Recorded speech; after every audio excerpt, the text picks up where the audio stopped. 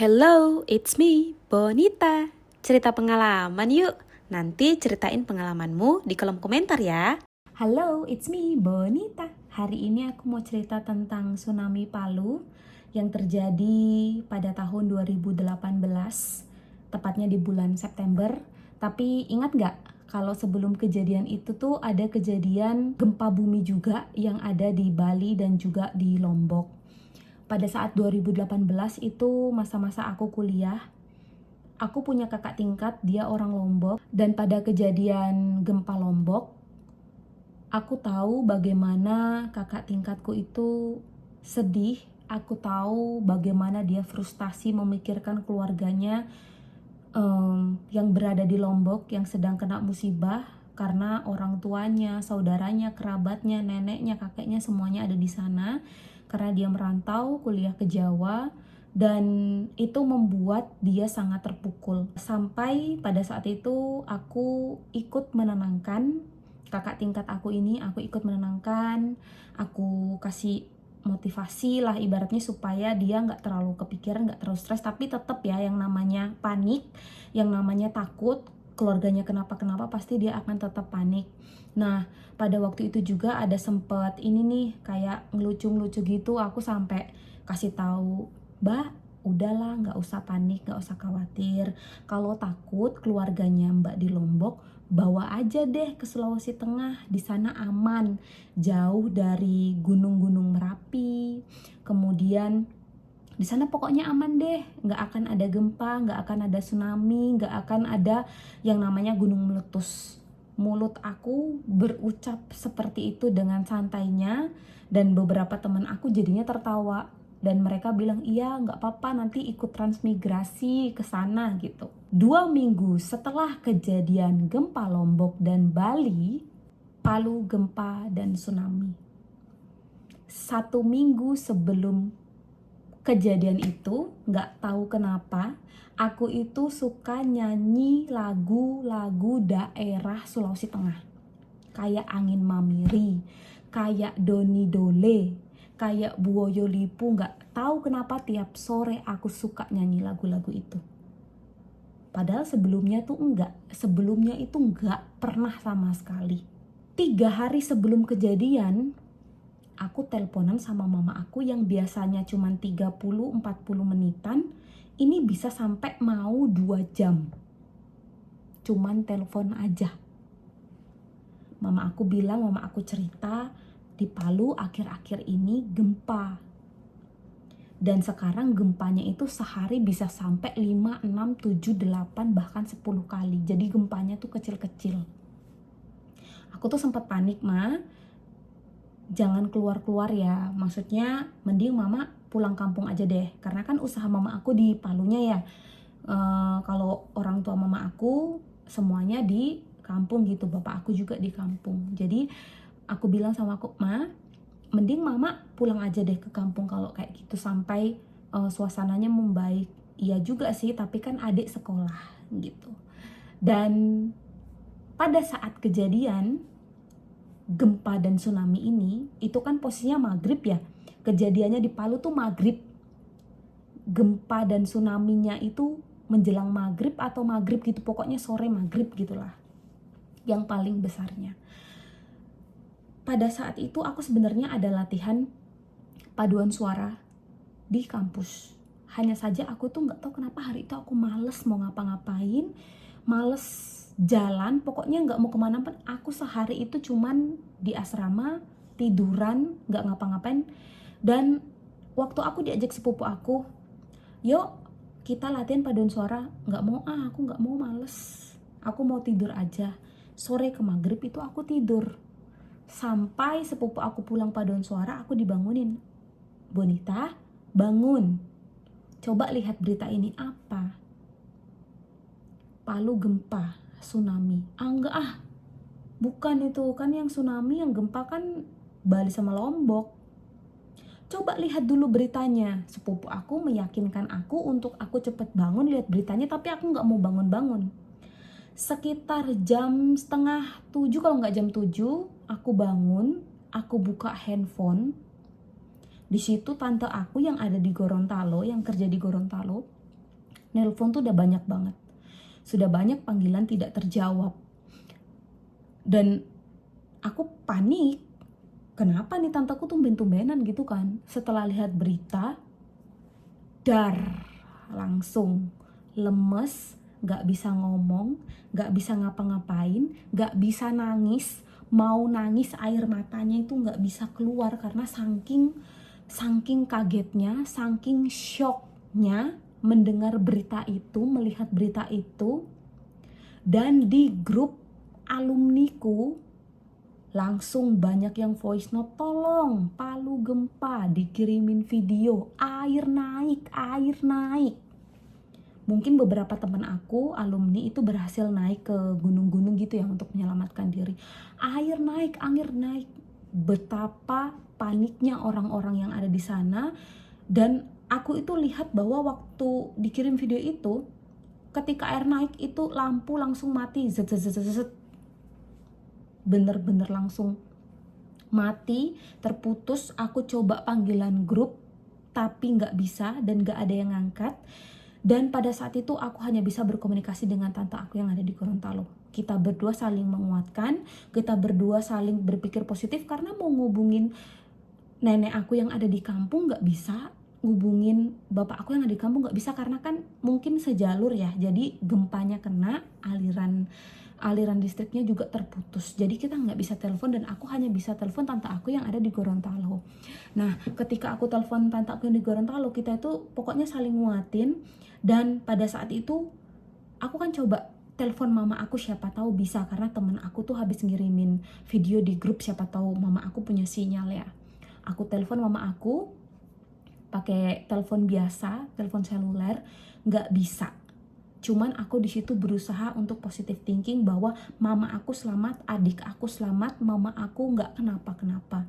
Muncul satu ide bahwasanya aku harus isi pulsa mama aku. Gak tahu kenapa langsung terbersit aja ide seperti itu. Aku waktu itu ngisi pulsa mama aku 20.000, aku masih ingat. Ketika aku ngisi pulsa mama aku 20.000, aku berdoa, ya Tuhan, semoga dengan pulsa 20.000 ini, mama aku bisa menghubungi aku pada saat mama aku mendapatkan sinyal. Aku berdoa semoga mama aku selamat dan semoga HP mama aku di bawah sama mama aku. Aku pokoknya mikir positive thinking. Semoga baterai mama aku ada. Jadi ketika ada pesan atau mama aku mungkin nelpon, aku bisa angkat, aku bisa jawab. Aku pokoknya positive thinking, aku gak berani mikir macem-macem. Nah, aku kan gak bisa tidur dalam satu hari kejadian itu. Tepat di jam 2 pagi muncul notif SMS, mama aku ngabarin bahwa mama selamat sama adik sekarang ada di pengungsian. Di situ aku baru lega, di situ aku baru bisa nangis, di situ baru air mataku bisa keluar. Aku langsung cepat telepon mama aku, tapi nggak bisa juga. Mungkin mama aku berusaha ngabarin aku juga, tapi yang nggak tahu itu ngabarinya kapan. Tapi tersampaikan pesannya di jam 2 pagi. Ya, aku masih ada untungnya sih, maksudnya masih bersyukur mama aku bisa ngabarin aku. Aku juga bersyukur bisa tahu kabar mama aku. Aku langsung telepon tante aku yang ada di Gorontalo, meyakinkan bahwa mama selamat, kirim SMS sama aku ini jam 2 pagi ini. Aku terima SMS-nya, mama sekarang ada di pengungsian dan selamat bersama adik. Singkat cerita, kakek aku, orang tua mama aku langsung ambil anak-anaknya dari Palu karena mama aku itu bertiga. Mama aku, abangnya sama adiknya itu di Palu semuanya. Kakek aku langsung ke Palu jemput anak-anaknya untuk dibawa pulang ke kampung. Di akhir tahun 2018 itu aku memutuskan untuk pulang ke Sulawesi, tapi tidak bisa lewat Palu ya karena waktu itu bandara tidak bisa beroperasi. Jadi aku dari Jogja turunnya di Gorontalo. Jadi aku dari Jogja ke Gorontalo. Setelah itu dari Gorontalo aku ketemu sama tante aku. Setelah di Gorontalo istirahat sehari, kita langsung pulang ke kampung. Nah, kampungku itu ada di perbatasan antara Sulawesi Tengah dan Sulawesi Utara. Ya, tepatnya itu di Lambunu. Ya, jadi kalau mau ke Palu juga jauh, mau ke Gorontalo atau ke Manado juga jauh. Jadi kita itu dari Gorontalo perjalanan sekitar 8 jam kurang lebih ke kampung nenek aku. Ketika kami datang, keluarga di sana dari mana-mana, maksudnya di kampung itu semuanya berkumpul untuk melihat kondisi mama aku, untuk melihat kondisi adik aku, melihat kondisi abang mama aku, melihat kondisi adik aku, karena memang posisinya ini mereka itu luka-luka parah gitu ya. Mama aku itu babak belur, sininya tuh babak belur, gosong-gosong gitu. Adik aku juga sama. Dan singkat cerita, ketika aku datang, aku tanya sama mama aku gimana kondisinya, gimana keadaannya. Untuk sementara waktu tidak bisa pulang ke Palu karena pada saat itu banyak penjarahannya, banyak orang yang melakukan tindakan-tindakan yang tidak baik ya. Tapi mungkin itu adalah jalan mereka, karena satu, sumber pangan tidak ada juga yang kedua, tidak ada tempat tinggal mereka, dan yang ketiga, mereka harus bertahan hidup. Jadi mau tidak mau mereka melakukan hal-hal seperti itu, penjarahan, untuk mempertahankan hidup mereka di sana. Setelah itu mama aku ngobrol bahwasanya beruntungnya mama aku tidak datang ke festival. Pada saat kejadian tsunami Palu, tepatnya di sana ada festival Palu Nomoni. Ya, festival Palu Nomoni aku nggak mengerti itu festival apa, tapi selama aku di sana, yang namanya festival-festival seperti itu, aku tidak pernah mengikuti dan tidak pernah tahu. Ya, karena ada satu dan lain hal, aku tidak begitu suka keramaian. Jadi kalau misalkan diajakin kayak ke acara-acara seperti itu, aku tidak tertarik. Pada saat festival Palu Nomoni berlangsung, adik aku yang cowok ini tuh bilang, "Mama, ayo kita berangkat.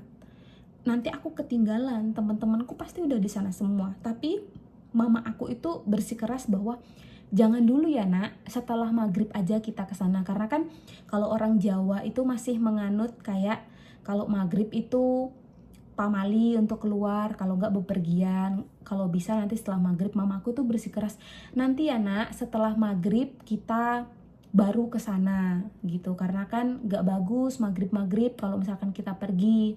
Nah, sembari menunggu maghrib selesai, adikku itu diajak main sama teman kompleknya di masjid. Dan pada saat itu kan maghrib kan banyak orang yang ini ibadah ya di masjid. Jadi adikku tuh mainan di depan masjid gitu. Dan pada saat maghrib, gempa mulai berdatangan. Jadi gempa yang diceritain sama mama aku itu gempanya nggak goyang seperti ini. Tapi gempanya itu kayak trampolin. Jadi turun naik gitu.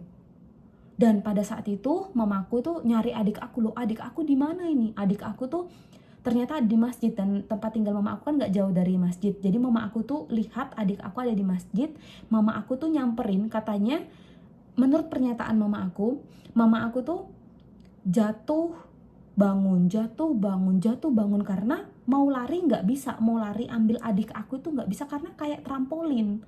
Kalau misalkan goyang gini kan masih bisa mungkin lari dengan oleng-oleng, tapi kalau trampolin nggak bisa. Jadi bener-bener hebat, katanya gempanya bener-bener sangat kuat. Dan mama aku tuh di sini tuh biru-biru karena jatuh-jatuh kan di aspal untuk ambil adik aku.